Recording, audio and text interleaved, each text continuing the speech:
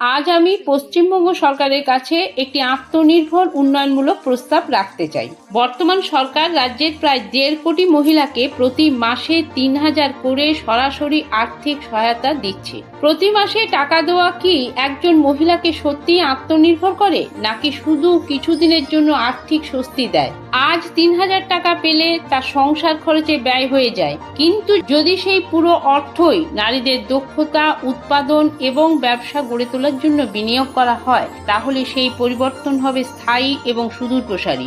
আমার প্রস্তাব হলো, পশ্চিমবঙ্গের প্রতিটি ওয়ার্ড, প্রতিটি পঞ্চায়েতে মহিলা দক্ষতা ও উদ্যোগ কেন্দ্র গড়ে তোলা হোক, যেখানে সম্পূর্ণ বিনামূল্যে প্রশিক্ষণ দেওয়া হবে। তবে সব জেলায় একই প্রশিক্ষণ নয়, স্থানীয় শিল্প ও চাহিদা অনুযায়ী প্রশিক্ষণ দেওয়া হবে। যেমন নদিয়ায় তাঁত শিল্প, মুর্শিদাবাদে সিল্ক, বাঁকুড়ায় টেরাকোটা, পুরুলিয়ায় বাঁশ ও কাঠের কাজ, উত্তরবঙ্গে খাদ্য প্রক্রিয়াকরণ ও পর্যটন, সুন্দরবনে মধু ও মৎস্যভিত্তিক শিল্প।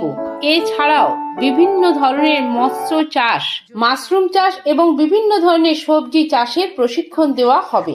এছাড়া অনলাইন বিজনেস, ডিজিটাল মার্কেটিং এবং এআই রিলেটেড বিভিন্ন কোর্স শেখানো হবে। এর ফলে জেলার ঐতিহ্য আরো বাড়বে এবং আবার নতুন বাজারও তৈরি হবে।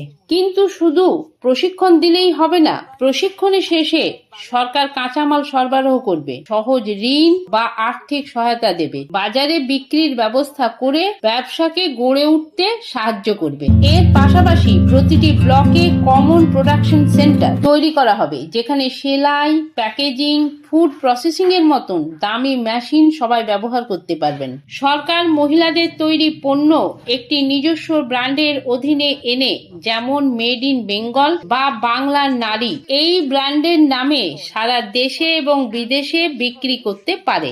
সরকারি শোরুম, জেলা বিক্রয় কেন্দ্র, অনলাইন প্ল্যাটফর্ম, বিমানবন্দর, রেল স্টেশন এবং বিভিন্ন রাজ্যের বেঙ্গল প্রোডাক্ট কর্নার তৈরি করে এই পণ্য বাজারে পৌঁছে দেওয়া যেতে পারে। প্রতিটি কেন্দ্রে যদি ছোট বাচ্চাদের রাখার ব্যবস্থা থাকে, তবে আরো মহিলা এই উদ্যোগে যুক্ত হতে পারবেন। প্রতি বছর সফল মহিলা উদ্যোক্তাদের পুরস্কৃত করা হলে অন্যান্যরাও উৎসাহিত হবেন।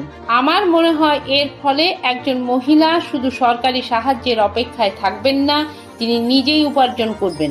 একটি পরিবার আত্মনির্ভর হবে, একটি গ্রামের অর্থনীতি শক্তিশালী হবে, স্থানীয় শিল্প নতুন জীবন পাবে, লক্ষ লক্ষ নতুন কর্মসংস্থান তৈরি হবে। এর ফলে সরকারের অর্থ শুধু খরচা হবে না, উৎপাদন, ব্যবসা ও অর্থনৈতিক বৃদ্ধিতে বিনিয়োগ হবে। আজ একজন মহিলা যদি 3,000 টাকা পান, তাহলে 1 মাসের মধ্যেই খরচ হয়ে যেতে পারে। কিন্তু যদি তিনি প্রশিক্ষণ নিয়ে প্রতি মাসে 20 থেকে 30,000 টাকা আয় করতে পারেন, তাহলে তিনি শুধু পরিবারের জন্যই নয়, ভবিষ্যতে আরো অনেক মানুষের কর্মসংস্থানও তৈরি করতে পারেন।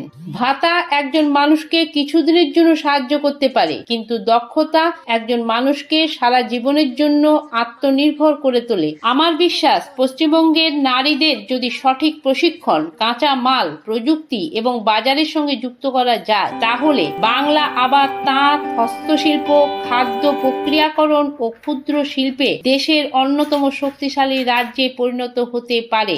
আত্মনির্ভর নারী মানেই আত্মনির্ভর পশ্চিমবঙ্গ।